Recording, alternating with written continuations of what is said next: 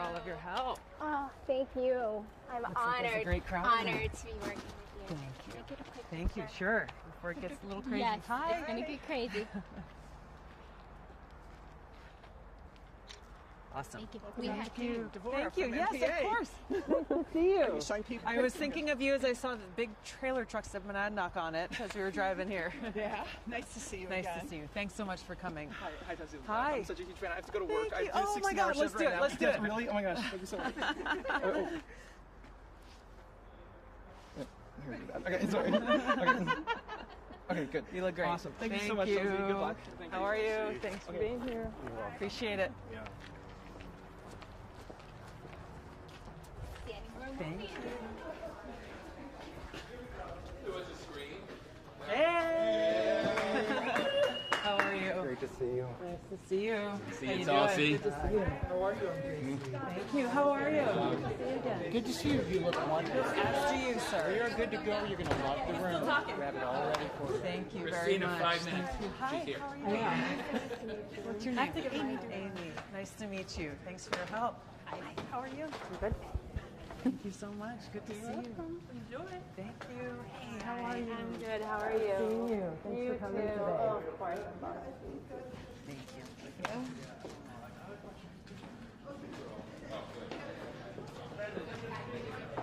Hi, how are you? Is this your place? It is. Nice Thank to you meet so you. much for having us. Thank you. Really I appreciate would love to it. take a picture later. But All I'm right, very let's busy. do it on Go the do way that. out. That's All totally right, fine. cool. And this Thank is you. Sapphire. Hi. Nice to meet you. Right on. Thank you so nice much. to meet you.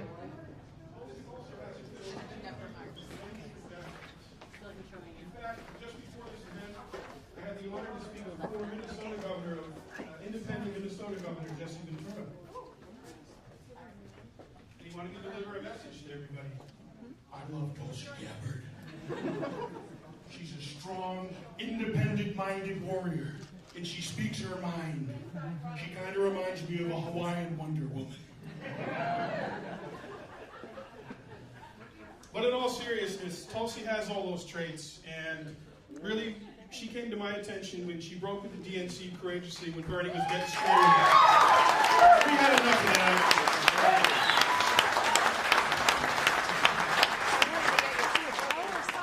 We are tired of war, we are tired of corruption, we are tired of lying, we are tired of cheating, and we are ready for Tulsi Gabbard. So ladies and gentlemen, please give her a warm Emerald City aloha. The next President of the United States, Congresswoman Tulsi Gabbard!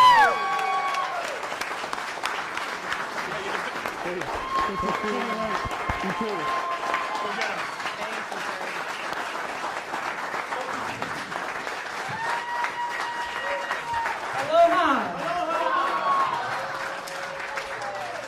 One more time. Aloha. Thank you all so much for being here today. It's a beautiful day. It's great to be back here again in Keene. Great to see so many familiar faces. Can I move this, or we want these other mics on here? Do we need those mics? Okay, that's okay. I don't have to. I'll cooperate. It's wonderful, wonderful to be back, and at such an important time. As you all know, I see so many familiar faces, but I always like to start our conversations with aloha. Aloha. To set the stage for our conversation. Aloha means so much more than hello and goodbye. It's what people most often associate it with, but really what aloha means is I come to you with respect and with love. Aloha is a recognition that we are all children of God. We're all connected. Regardless of the color of our skin, where we come from, who we love, how we worship, how much money we make. All of these things fall to the wayside when we come together in this spirit of aloha. It's when we love each other, when we care for each other, when we respect each other, we stand up for each other. We stand up to protect one another. We stand up to fight for one another. The corruption of spirit that is casting a dark shadow over our country right now can only be defeated when we stand together in this spirit of service. When we stand together in this spirit of aloha. There are so many different challenges that we face, so many different issues that we are confronted by, that are confronting our friends, our neighbors, our families, our communities, and our country.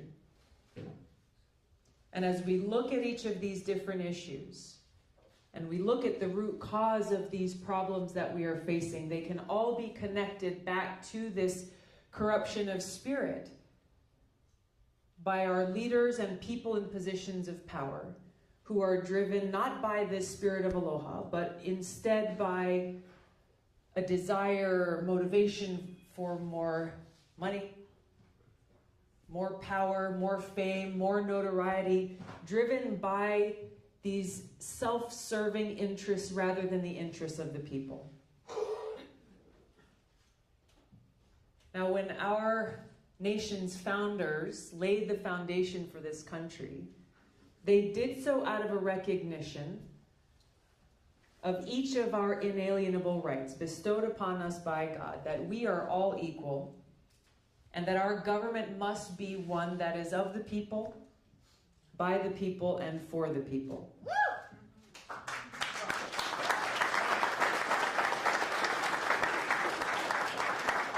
Now let me ask you, do you see that dream that they had for our country existing today in our society? No. Do you see in our government this representation of you, of the people, by the people, and for the people? No. Instead, we have a government that is of the super wealthy, by the special interests, and for them rather than for the people. This is what is at the heart of the problems that we face. And this is why we are here today. Because we have to do something about this. We have to take action. We have to stand up for each other and for our future. To bring back this spirit of service before self that our founders had in mind for this country. A country with a government made of leaders who are there to serve the people and not serve themselves. For too long now, self-serving politicians, greedy corporations, lobbyists representing special interests have ruled the day in Washington, drowning out the voices of the people, deaf to the calls and the cries of the needs of the people. Instead, passing legislation, whether it be on health care or on finance reform or criminal justice, education, go down the defense, go down the list. These policies that are being passed are not being done so with the people's interest in mind. And the people suffer as a result. We suffer as a result. In April of 2003, almost 15 years ago, I took an oath. I raised my right hand. I volunteered to serve our country in the Army National Guard. And in making that promise to serve and protect our country, to serve our people, and to put my life on the line to do so, I took that same promise that every service member takes, to put service above self. I'm proud to still serve in the Army National Guard today. And it is those values, those soldiers' values, those principles of service above self that I will bring to the White House. To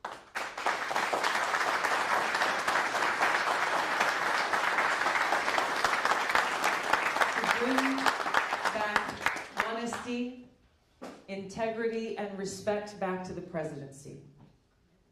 Because that's what you deserve. That is what our country deserves. As a soldier, I've seen the cost of war. During my first deployment to Iraq, I was assigned in a medical unit. And one of the very first things, in fact, the first thing that I did every single day was go through a list of names. And that list of names was every single service member who had been hurt or injured, who was a casualty of war the day before. Every single day as I went through that list, name by name, I was looking to see if there were any soldiers from our unit, our brigade of nearly 3,000, to make sure that they were getting the care that they needed, either there in country or to get them evacuated as quickly as possible. As I went through that list every single day, name by name, I saw the names and I thought of the loved ones, I thought of the families and friends and people back home, those who pay the price for these wars.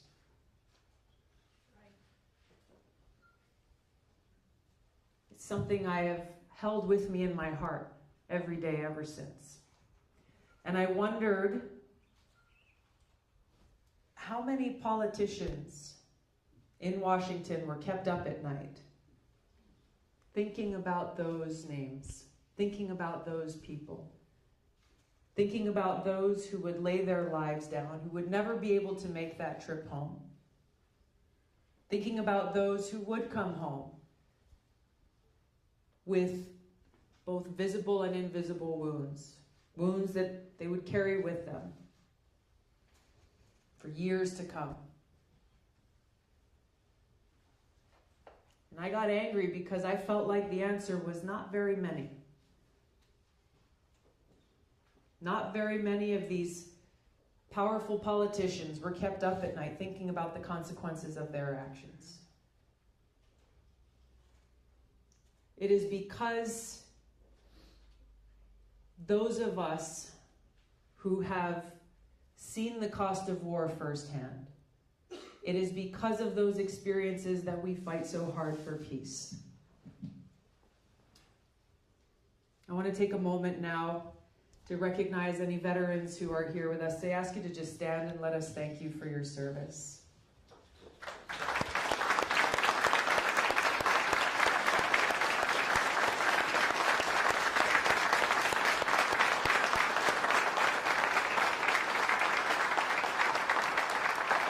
Thank you. Thank you for your service and your sacrifice.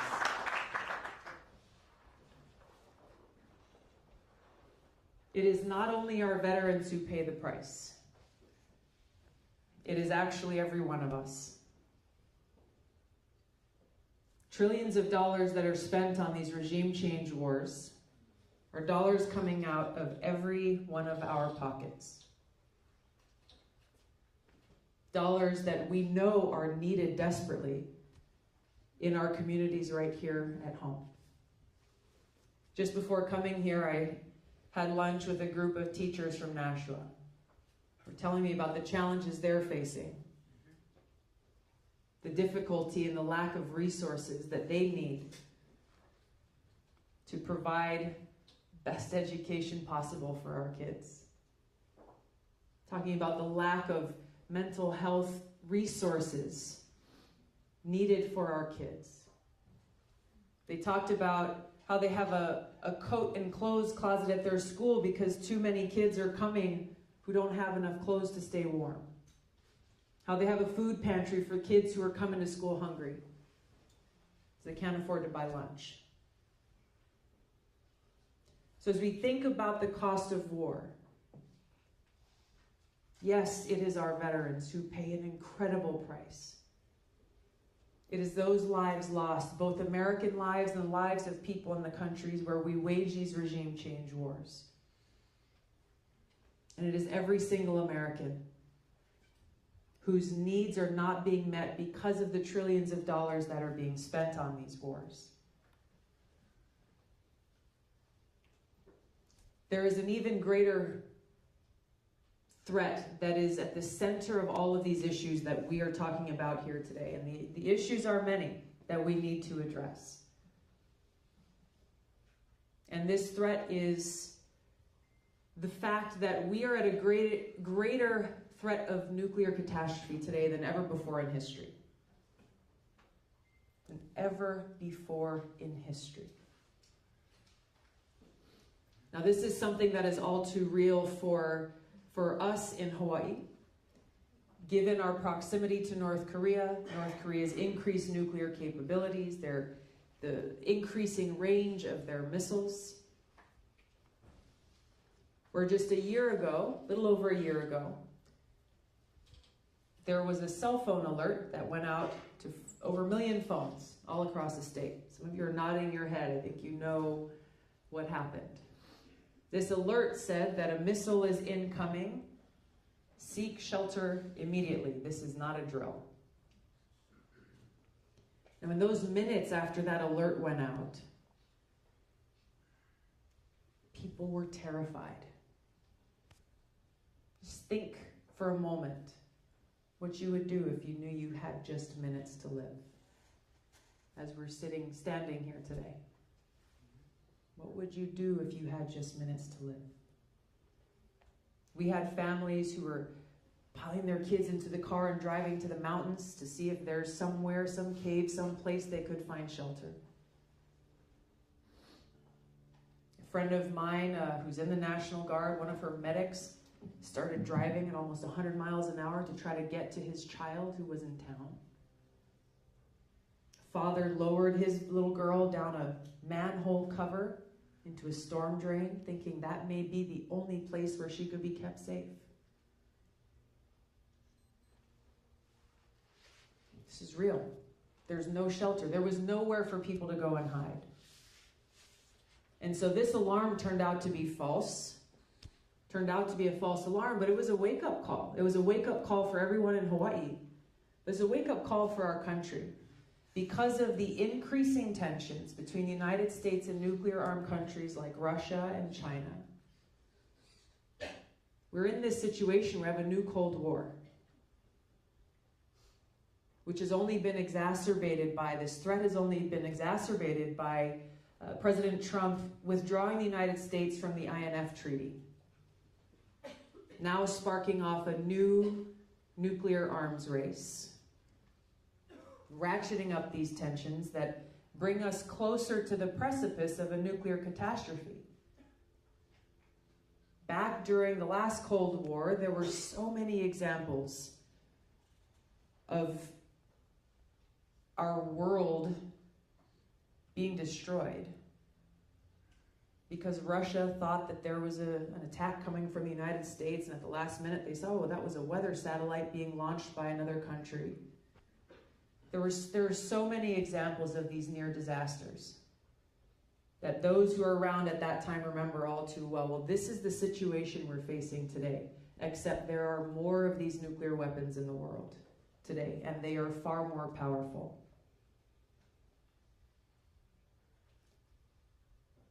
I'm running for president to end our regime change wars, to work to end this new Cold War, and to walk us back from the precipice of this dark threat of nuclear war. Because our very future is at stake. The future of our country, the future of our planet's at stake. And the trillions of dollars that these warmongers want to continue to spend on all of these weapons are dollars that we need to be investing in the needs of our people right here at home.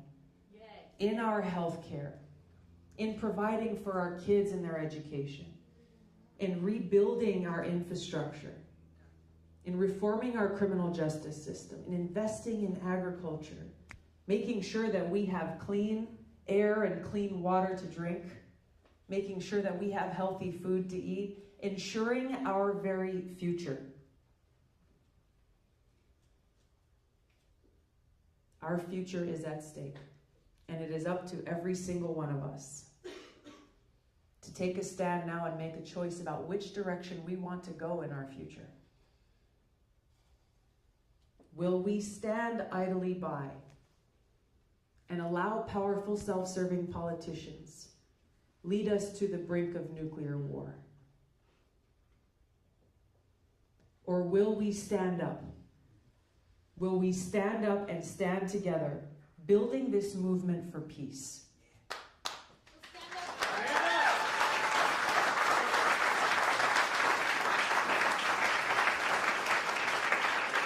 Building this movement for peace and equality and justice and opportunity for every single American. When we stand together in this spirit of service, when we stand together with those what I know are soldiers' values and principles of service above self, this is how we defeat those who are leading us to darkness. That when we stand together to bend the arc of history away from war and towards peace, we know that we are up against significant challenges. We know that those who benefit from perpetual war will fight tooth and nail every step of the way. But I also know that when we the people stand up, that when we stand together united in this spirit of service and caring for one another, there is no obstacle we cannot overcome.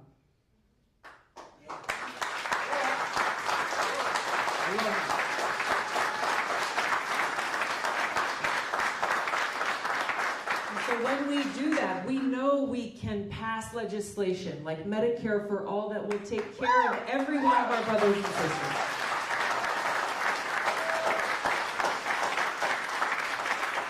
That when we do that, we know we can pass real criminal justice reform that stops tearing our families apart, that stops throwing our black and brown brothers and sisters into prison, while letting companies like Purdue Pharma, whose opioids are ruining and devastating lives all across this country, well, they walk away scot-free with their pockets full because they're rich and they can afford it. We know when we stand together,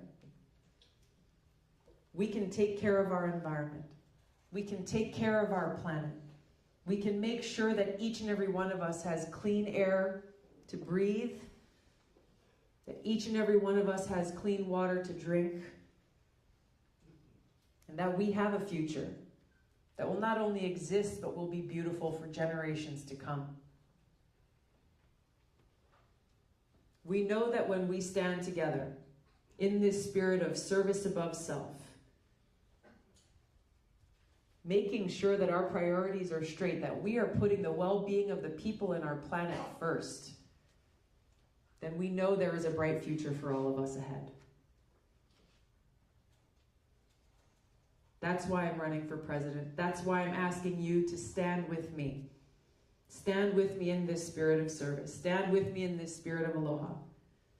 And I know that we can and we will, because we must, make the kind of change we need to see for our future. Thank you so much. Aloha. Thank you. Thank you very much.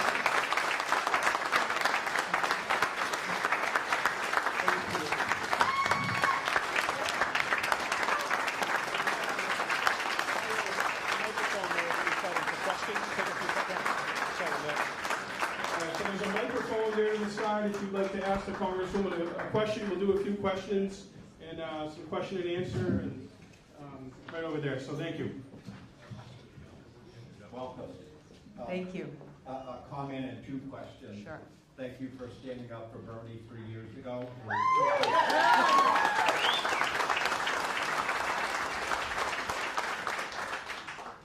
For my wife, how old are you? Only because it's your wife asking. I'm 37. I'll be 38 soon. 38, that was my guess. What can be done about Venezuela? What can we do? A great question. The United States needs to stop and get out of the regime change business.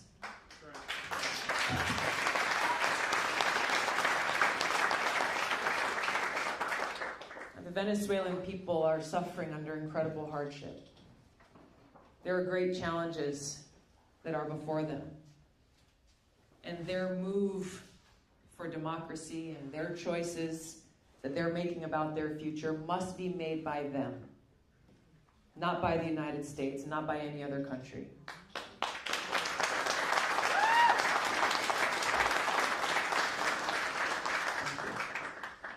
Yes, sir. There's a guy from Massachusetts, 2 towns south of Nashua. Thank you. I flew into Boston this morning and then we drove up to Nashua, so probably passed through your town. Just a couple comments quick. First, Sure. I was in touch with the office in D.C. and contacted all my state federal reps for you to be Speaker of the House. Oh. Well, thank you. We have to reintroduce the Return to Prudent Banking Act in the House and the Senate. Thank you for asking. I literally had a conversation with my staff yesterday, and working with Congressman Marcy Kaptur, we are introducing the Return to Prudent Banking Act, which would reinstate the Glass-Steagall Act. And after that, we have to get back to the JFK vision. The National Bank used credit to build up our infrastructure, and we could go create an infrastructure bank of the Americas to help out other countries for their populations also. And we have to be a sovereign nation to help other sovereign nations solve problems for humanity. Yeah. Thank you very much. You know, as we look to, I'll just comment briefly on your second or third point there about investing in our infrastructure. The need is great. Every single community that I have visited, I think every single community across the country has a huge need for real investment in infrastructure. This is not limited to Democratic districts or Republican districts. This is something that affects every single one of us. It's how we do that and making sure that we invest in our infrastructure in a smart and sustainable way that is going to be critical. Once again, as we look at cost and how we do that, this is how we've got to work this out. But I will tell you, as, for example, we spend nearly $3 billion a month in Afghanistan. Think about how many roads could be rebuilt or repaved here for that amount of money. So as we look at our priorities as a country, this is why I talk about how much we are spending on these wars and on the nation building that often follows, is because those are dollars that are not coming to invest in infrastructure, to rebuild our communities here at home. Yes, sir. How you doing, Tulsi? I'm great. How are you? Good. My name is Kevin. I'm from Worcester, Massachusetts. Worcester in the house. Okay, cool. First of all, I want to thank you for running for president in 2020, and I want to let you know a little secret. I actually wrote you in on 2016. Oh, thank you. You had a head start. All right. So I guess my question is, how do you feel so far about your treatment and/or kind of exclusion by the media thus far in the campaign? You are obviously a visionary, sir. So thank you. Look, I knew before coming into this, both from history and from firsthand experience, that when you stand up, that when we stand up and we speak the truth, there are a lot of folks who are afraid of the truth. There are a lot of folks who feel threatened by the truth, especially because the truth exposes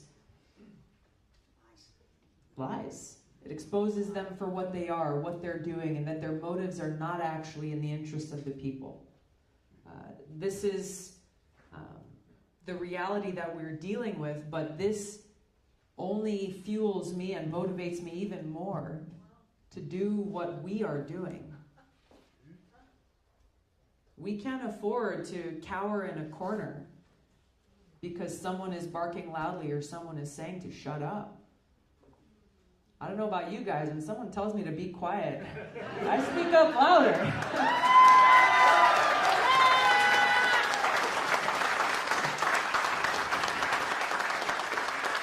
Because this is not about me.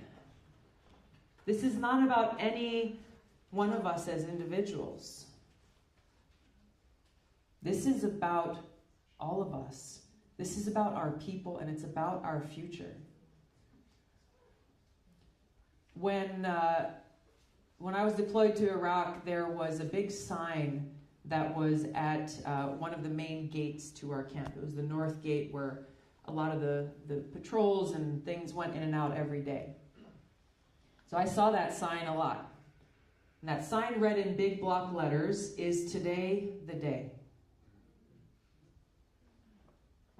Is today the day? It was a reminder for every single one of us that any day could be our last. It was a reminder to be grateful for the time that we have and to make the very most of every single day. Make the most of every single day. We don't have any time to waste.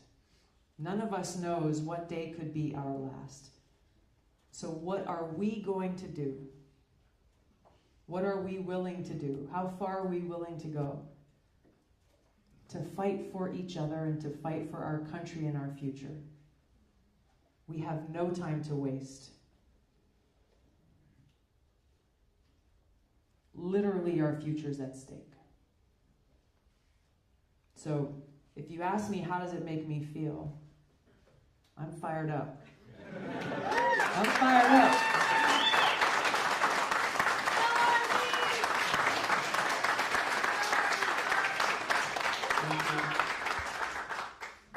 Hi, my name is Nibras, and I'm actually from Libya, and I'm here for asylum applicants, and like this is my 4th year. And I came here because I love your spirits. I watch you through Facebook and YouTube, and you have a very strong spirit, and I would love to really make it for the Congress. My question for you, as my case, how you can really stand up for the war, to stop the war in general? Because if you do that, it will be like itself war. Yeah. It will be hard. It will not be like easy. Do you have like really basics, concrete plan for your I will say candidates? Yeah. So you will like succeed for that. The second thing is the health issue. I'm here like I'm seeing what's going on, and I see the local people what exactly they are suffering from, like the health cares, the education, and these things. And I would love really to push more education for people, young people. And it's a kind building the country more. And as much you build the country, I will really to do the same for my country one day, to be back to my country and do the same. So thank you so much for that. Really Thank you. appreciate it. Thank you very much.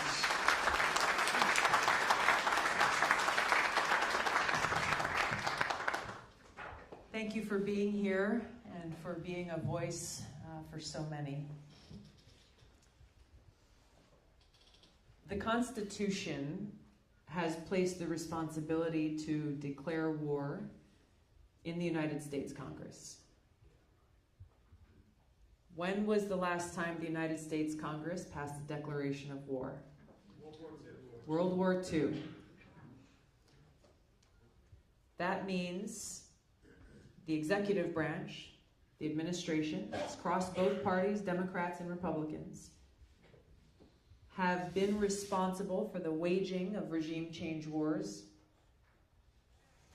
overthrowing dictators in other countries over decades.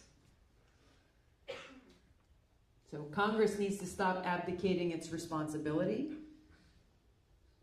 But I'm running for president because in that position as commander-in-chief, I will have the power and the ability to put an end to these regime change wars like the one that has ravaged and devastated your home country of Libya.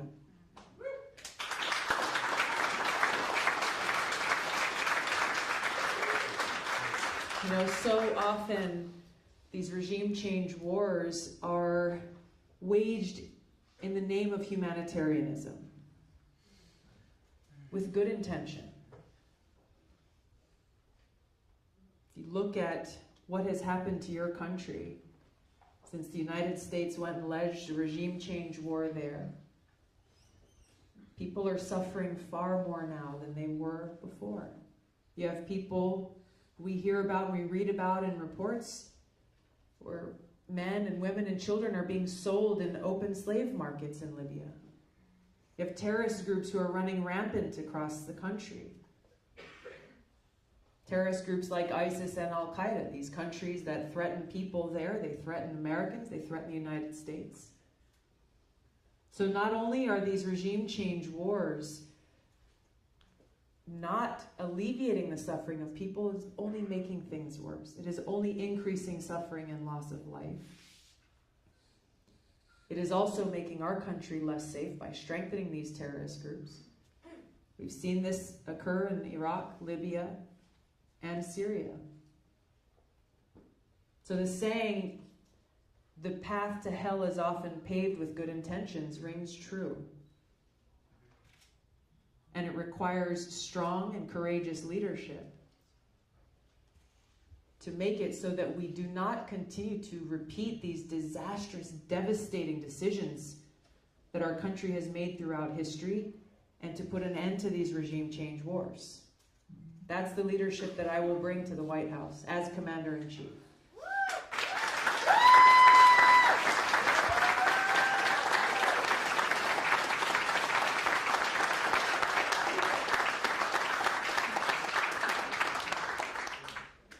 By doing that, then we have these resources that we need to invest in educating our young people.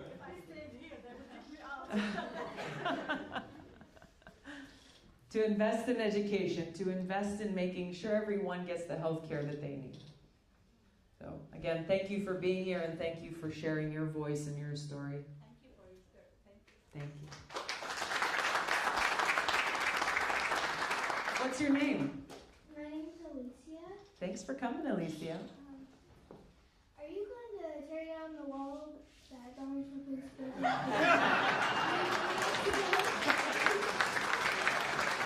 With my hands. I believe you could do that. Thank you, Alicia, for your question. Thanks for being here. Look, it is unfortunate to see how, once again, Donald Trump is trying to tear our country apart, and trying to divide people and distract people for his own political benefit. This is a problem that we see across our politics that exists in both parties, frankly. And this is the problem, this is what needs to change. This culture of leadership that puts politics ahead of people is what needs to change. So as we talk about a wall, really what we should be talking about is, how do we secure our borders? How do we make sure that we have the resources going to the judges and administrative officers and people who are providing care for those at the border who are seeking asylum? How do we reform our immigration system so that it actually works? It actually works for us, works for our economy, works for people. This is the conversation that we need to be having. There are different sections of our border where there are some form of barriers. They've been there now for many of them for 10, 20, 30, 40 years probably. So rather than dealing in political football sound bites, let's all make a choice to elevate the conversation to actually deal with the root cause of the problem.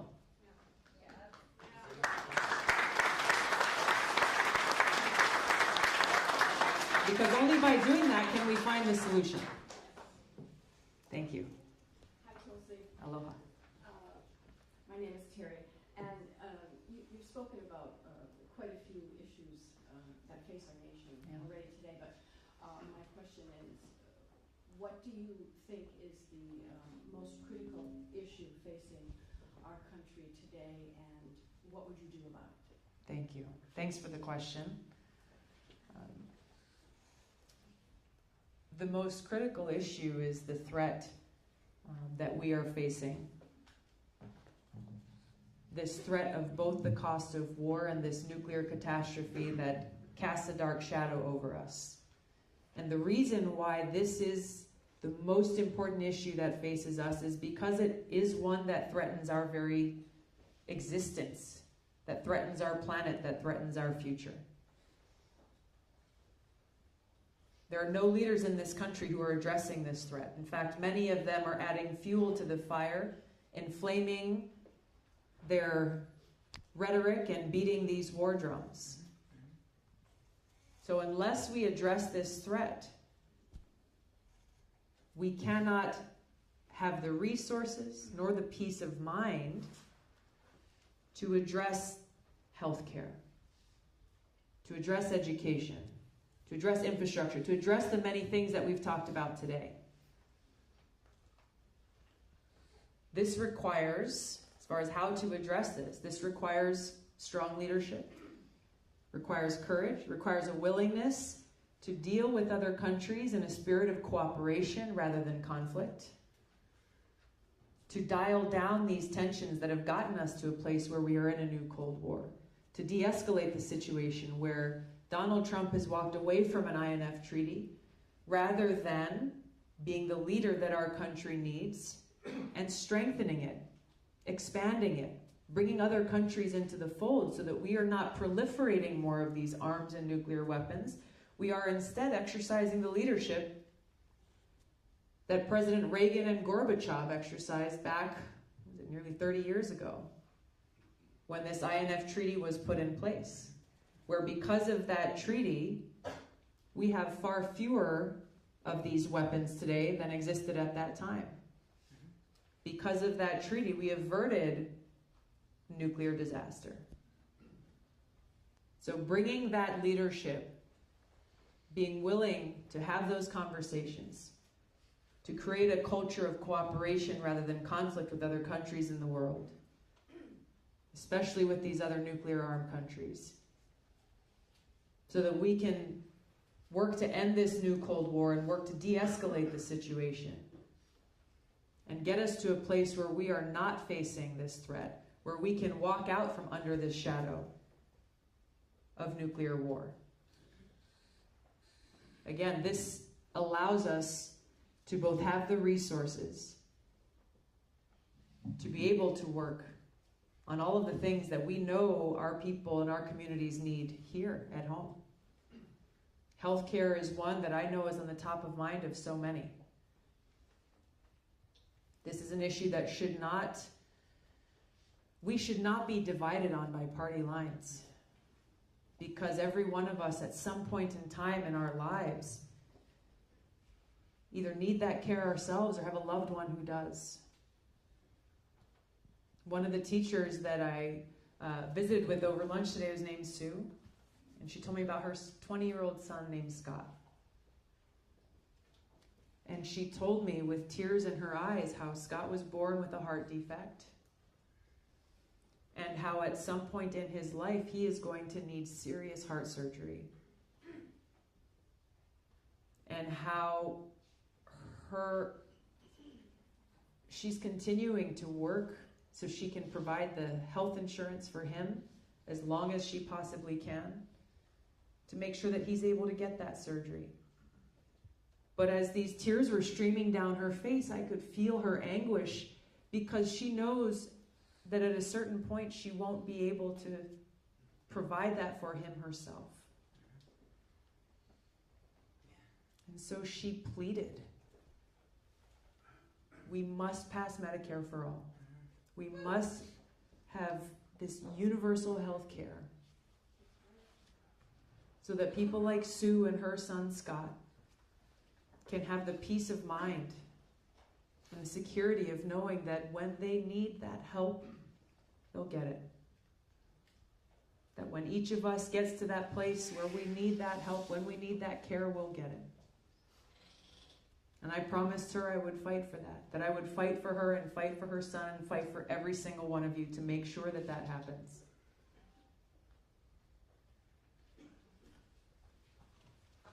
I'm just standing here. Okay.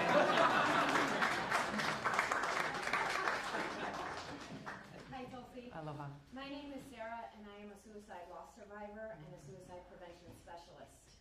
And so when I think about politics, I think about it, you talk about the nuclear threat, but for me the threat is on the ground, right now. For the first time in American history, my generation will not live as long as my parents. And the three things underlying that are opioid-related deaths, suicide deaths, and alcohol-related deaths. And so when I come to these, I always come with sort of that piece of how are we going to help our people who are struggling and suffering and dying every day. And I'm feeling really afraid because there was so much damage done during the 2016 primary.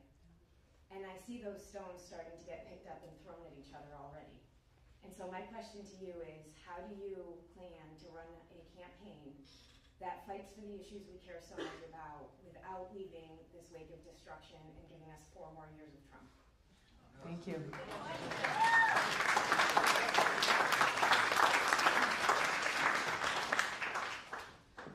By continuing to do what I have always done, and that is focus first and foremost on the issues that are facing the people of our country, and working together to bring about those changes and those solutions. Our politics have gotten so nasty and so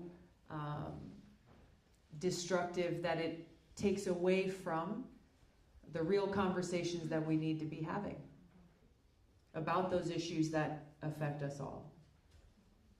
The primary will be robust.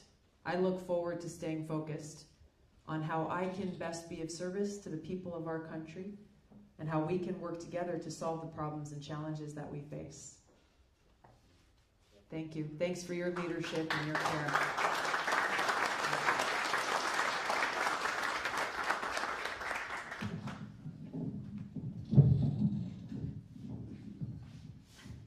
Hi. Hi. I'm Laura Dowling from Brattleboro, Vermont. My good friend Terry Lou from the Council of the Arts in Hawaii said to say hello. Wonderful. And pretty much everything that I'm passionate about has been asked, but one more thing that I'm wondering about is the at-home war we have on children in our schools and adults or teens, wherever they go. Mass murders happening every week, or at least, at the very least, scares where children are being now doing drills, hiding under desks. What ideas and thoughts do you have about dealing with this? Because I know there's many pieces to this puzzle, other than just thoughts and prayers. Absolutely. Thank you. After the shooting yesterday in Aurora, in Chicago, your words ring all too clear. This is one of those unfortunate situations where an issue that has threatened or taken the lives of far too many people in this country has become that has been used as a political weapon rather than being treated and seen as the universal issue of concern that it is. We know that the vast majority of Americans support bringing about universal background checks. We have legislation that we've introduced in Congress to do so.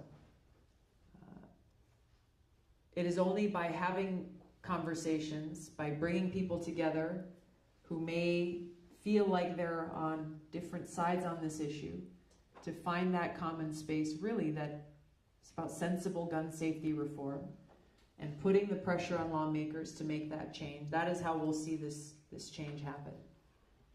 I think that some of the work that's being done by the kids from Parkland in Florida has been incredibly impactful.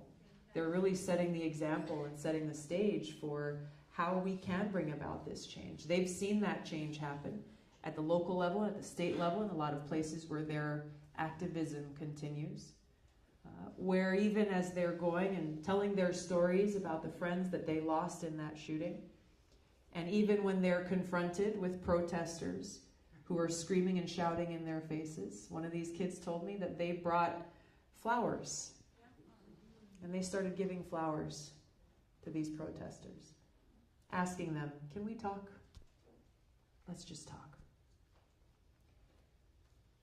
And the hearts that have been opened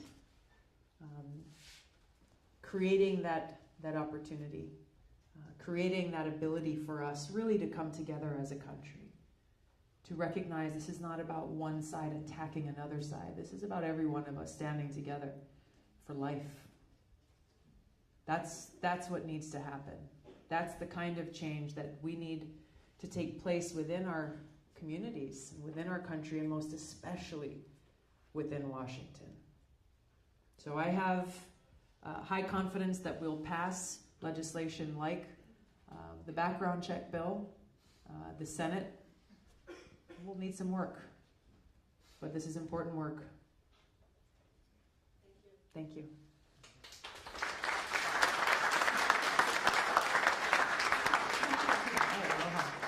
I just wanted to, first of all, thank you for your open-hearted leadership. I think we all feel it, and it's this kind of example that our people need to see.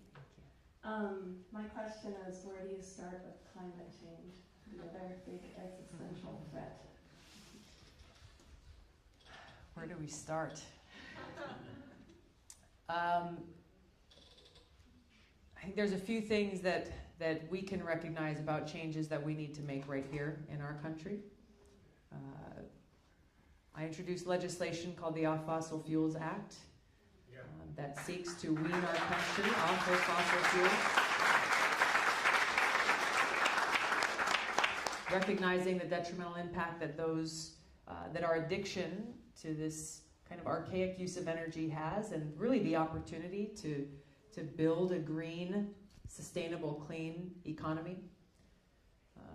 But it also requires us to recognize that in order to make the kind of change that is necessary to address the climate crisis that we're facing, it will require a global strategy and an implementation of that strategy. So obviously it took a huge step backward when President Trump exited from the Paris Accord. But I think we can all agree that even that Paris Agreement didn't go far enough. So once again, I go back to the need to have leadership in this country that is based on cooperation, that is based on building partnerships around those interests that we share, working with other countries to actually bring about those kinds of changes that we know are necessary. Yes, it starts here at home. Yes, we need to make those urgent changes here at home, but we also need to be clear-eyed about the magnitude of this crisis and what will be required to make the real change that's necessary. Thank you.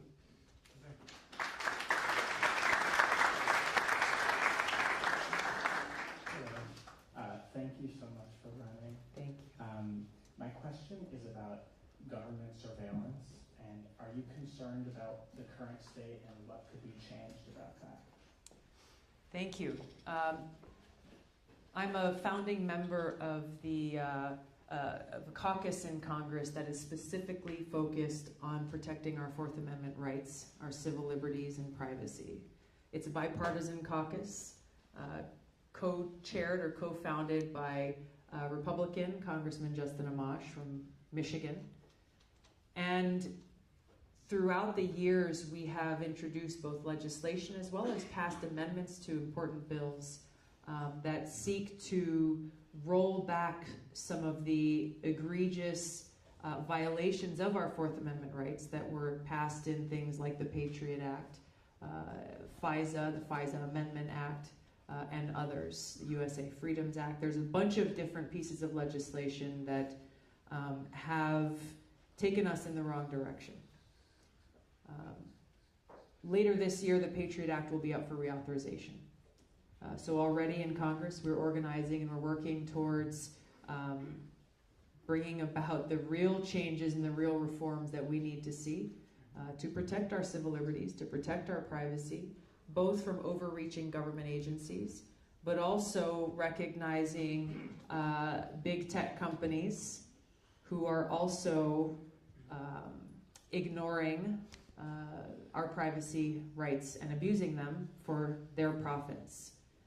Some legislation we're currently working on right now is to bring about some serious reforms to the FISA court, the secret court that really no one has access to other than the lawyers who are in the room, but that impact our civil liberties and that impact our freedoms and our rights. So this has been and will continue to remain a focus of mine in making sure that those who argue, well, these things are necessary in order to secure our country,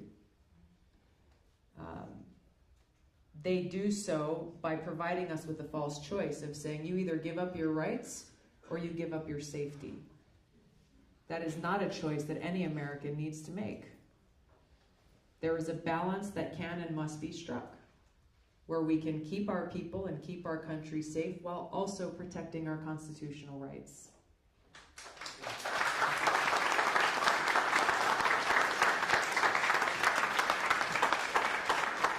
I like your shirt, man. Thank you. Aloha. Aloha. Oh my gosh. What's your name? My name is Garrett. Garrett, thanks for being here. Staff Sergeant in the Air Force. Thank you for your service.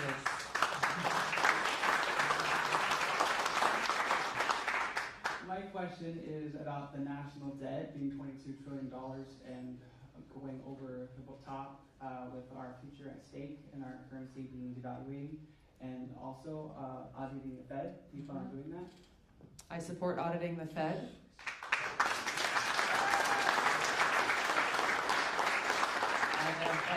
I've taken that position legislatively in Congress as well.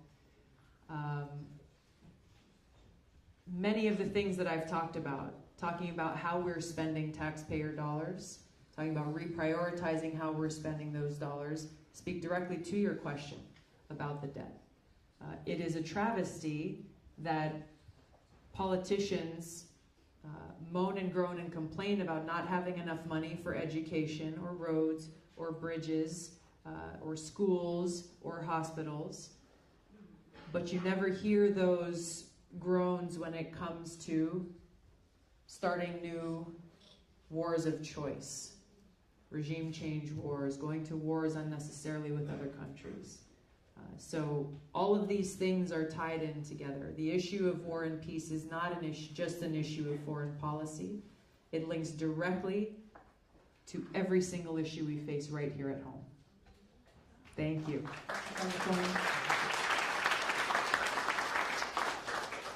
Hi, Tulsi. Hi, nice to see you. You too. I'm wondering, are you going to get behind the Green New Deal, and how are you going to help to bring that about? Thank you. Thank you. I'm looking at the resolution now.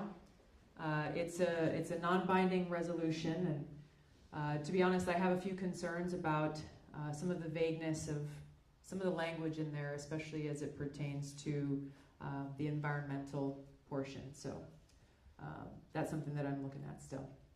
Regardless, we're looking at other pieces of legislation, bills that we are hoping to implement to really bring about the kind of change that I think is intended by the introducers of that resolution and the change that we know we need to see. Thank you.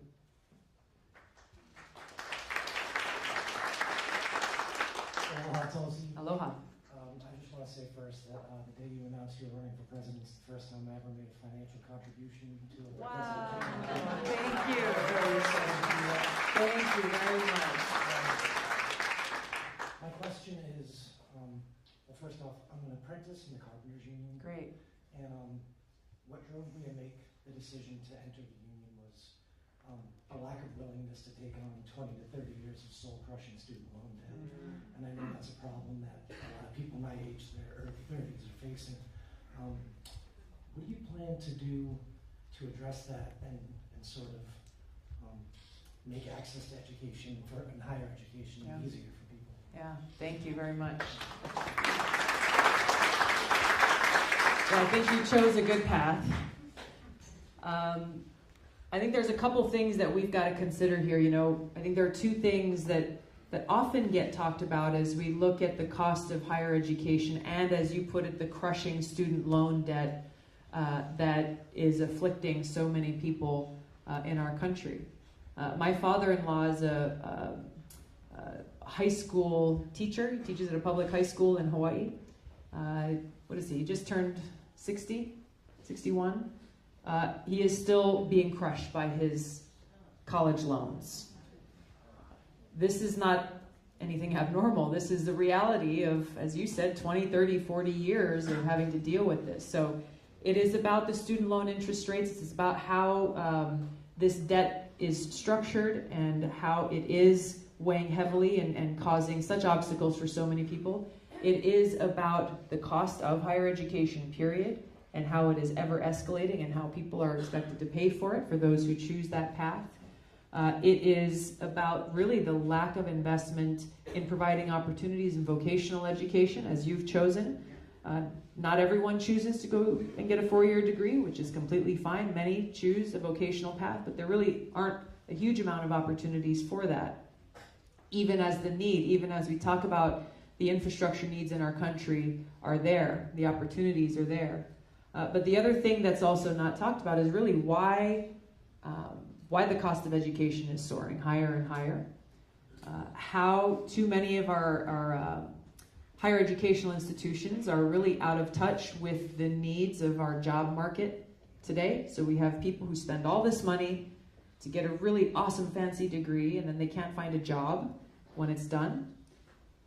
And then you have the question, the challenge, and the opportunity of how we can and should be leveraging technology to increase access to education in a way that is either extremely affordable or even free in many cases, and using that to bring down the cost of education. I got my degree a long time ago, but I did so, much of it while I was actually deployed. So a lot of my tests were taken in a tent, in a camp 40 miles north of Baghdad.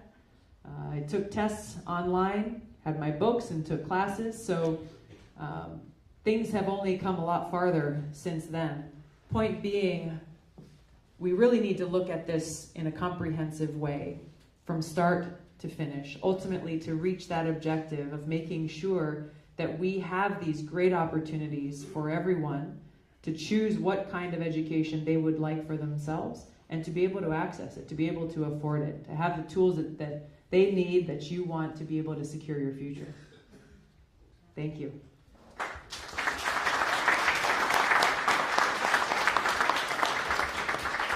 My name is Andrea.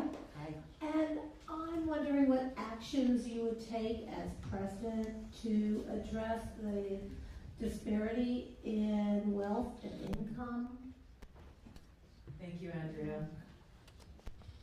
You know, as we look at our economic policy in this country, we've seen how for far too long it is a policy that benefits the very wealthy or the corporations or the most powerful. And that has driven this income inequality gap to grow bigger and bigger and bigger. What we are seeing with Amazon is a great example about how our policies have made it so a corporation that made over $11 billion in profits last year not only paid no taxes, but got nearly $130 million in a tax rebate. Did any of you pay no taxes last year? No? I didn't. You did? You got one. Did you make $11 billion last year? There you go. Not even close. Not even close. It is getting to the heart of the problem of our economic policy that is not built for us, that is not built for we the people, that is not built for supporting and sustaining a strong middle class, that is at the heart of this problem. So there's a lot of different ways that we need to approach this. I think a starting point, it's not the solution, but a starting point is supporting the $15 minimum wage bill that we've introduced in Congress.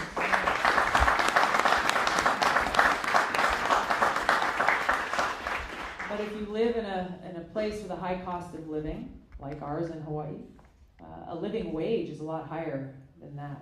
Yes. So we really need to be talking about is a living wage and how we can make sure that folks who are working hard, who are working a full-time job, at a minimum, are able to pay their rent and put food on the table and provide for their families. So as we approach tax policy, economic policy, trade policy, we have to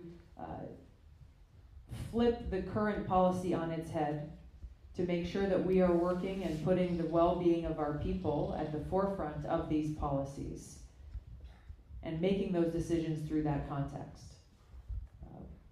Trade policy is an integral component to this, where the trade deals that we've seen that have been made with leaders and negotiators from big corporations sitting around the table, leaders from other countries sitting around the table, but really not an advocate, not a voice for how this impacts our people and our jobs here at home. The Trans-Pacific Partnership Trade Deal, I was very outspoken being against that towards the end of the Obama administration for those reasons.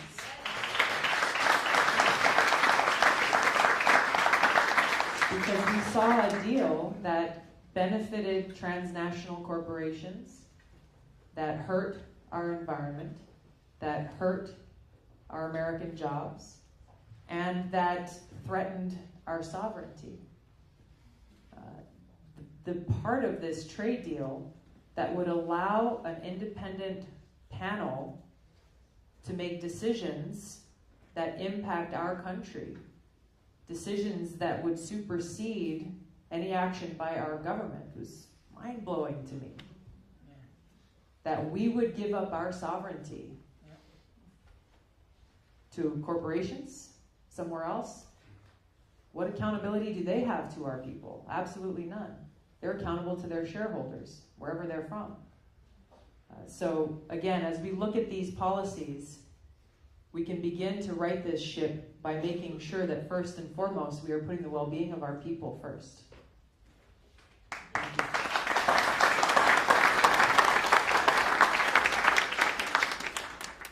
So, aloha. Aloha, sir. And Vietnam veteran, and to you and all other combat veterans that have returned, welcome back. Welcome home. With all of the effects that war has on everything in our everyday lives, in America and around the world, and all the policies that you touched on, why are you the only individual discussing war and peace? What is it that others, Democrats, Republicans, they do not discuss it? It has the biggest impact on us all. Great question.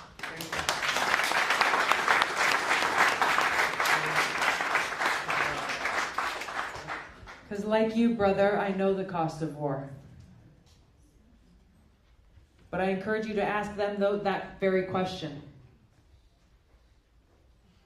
Why is it that so many leaders from both political parties in this country are so eager for more war? War that does not serve our interests. War that does not make us more safe. It's war that makes us less safe. Just the other day, we heard Vice President Pence and others from this administration clamoring to start a new war against Iran. When will they ever tire? The cost of war is real. It's real for us, it's real for our troops, and it's real for the people in these countries where we wage these wars. I spoke with someone the other day who called me, sent me a message on Twitter, and asked to chat for a few minutes. We got on the phone, and he's an Iranian American, and his father was 17 years old during the revolution in Iran, and their family fled that country and came to America. But he talked about how at that time they knew very well that it was the United States government and the CIA that was behind the regime change and the riots and the covert war that was waged there, and the anger and the pain and the suffering that has ensued for decades since. This is why I'm running for president. because no one is talking about these issues. Worse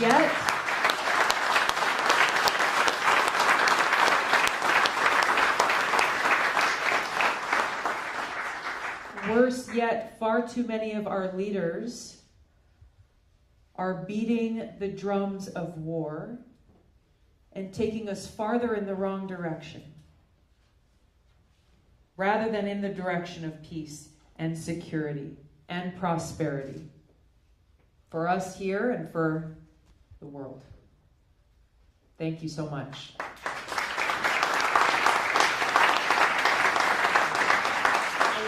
Aloha. Nice to see you. I've been having a really hard time formulating this question because I'm trying to understand the root causes. And as a psychotherapist, as a teacher earlier with physics and kids in high school, once a week we would take a day off to just talk about being humans. And I want more of that in our schools, and I want more help for parents. I see parents struggling to make money and to also give children the values and the virtues that are so needed to be a healthy nation. I don't know how they do it. I couldn't do it. I mean, it's very, very tough. And I haven't heard people really addressing that root cause.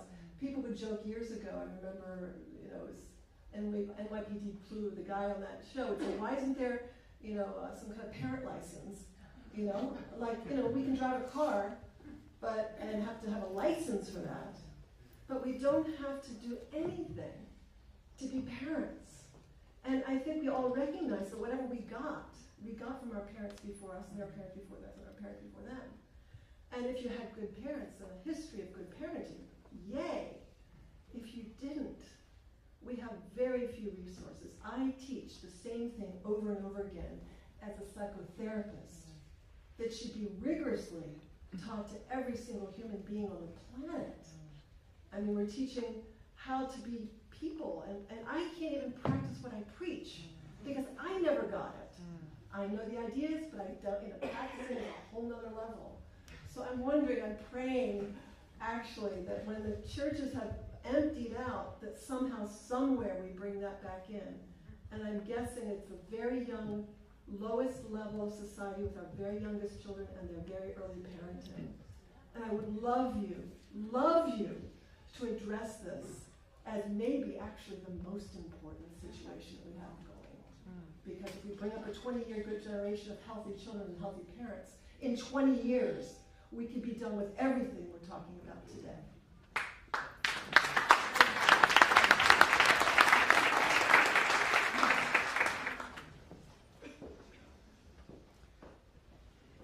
I think there's two ways to answer your question.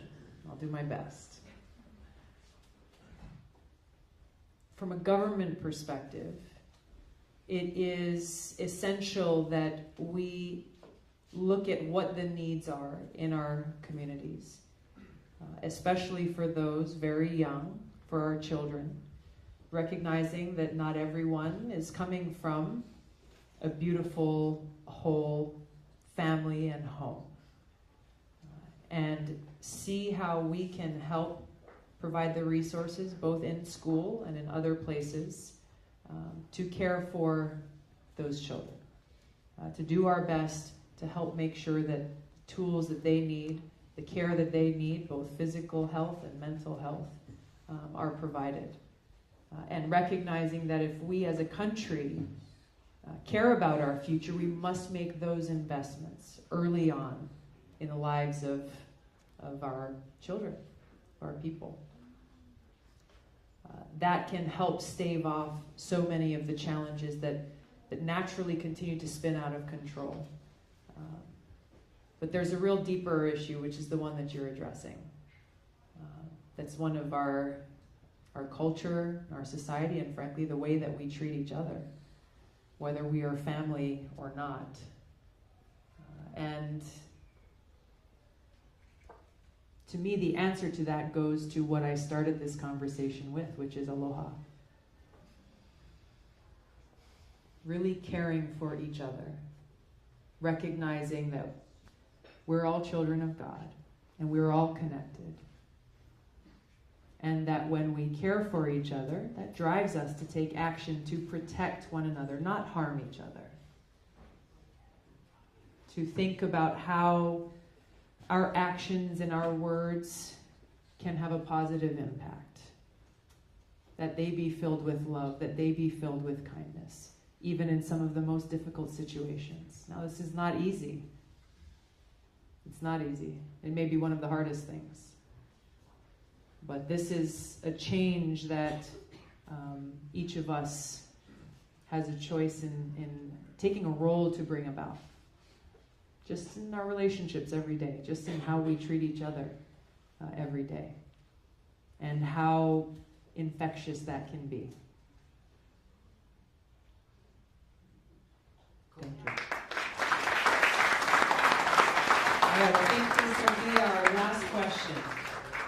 Not even a question. Okay. So thank you so much. You give us a lot of hope. Now, this sweatshirt I've worn once at one of our peace vigils, just once. So I'd like to give you the sweatshirt off of my back to take with you. Thank you.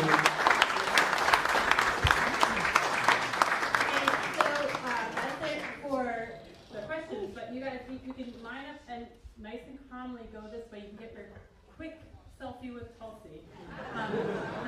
One other thing though, let's get her under the light. I apologize, it's dark, there's a dark background, so there's a light right behind you, Tulsi. If you can just go a few steps that way.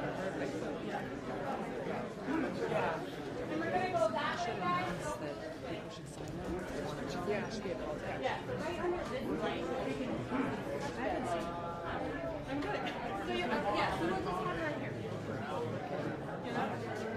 Oh yeah,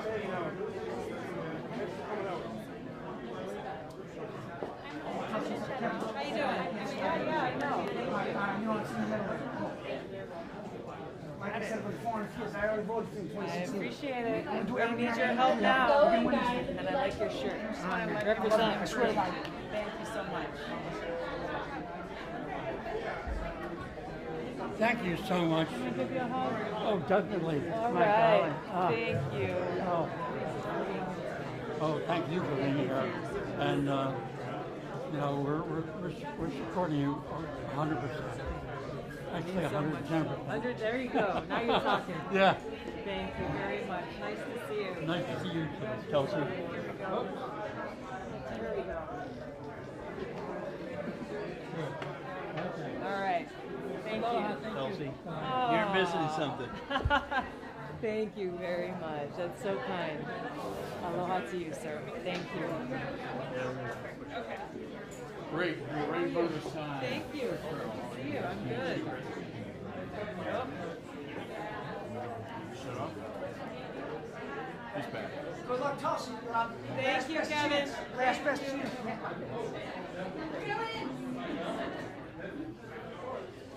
Awesome. One of those should be good.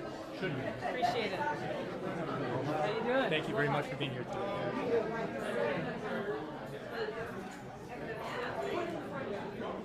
Thank you. Good luck. How are you?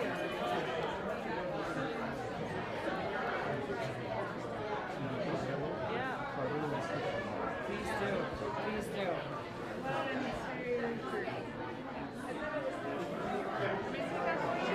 Thank you. Thank you so much. Thank you very much. Thanks for supporting Bernie last election. We're from Vermont. Oh, good. Did you get the quick good one out?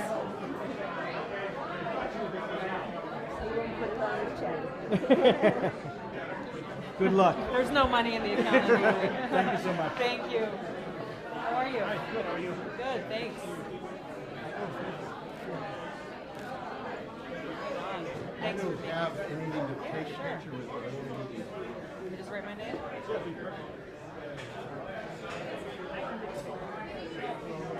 I'll take one.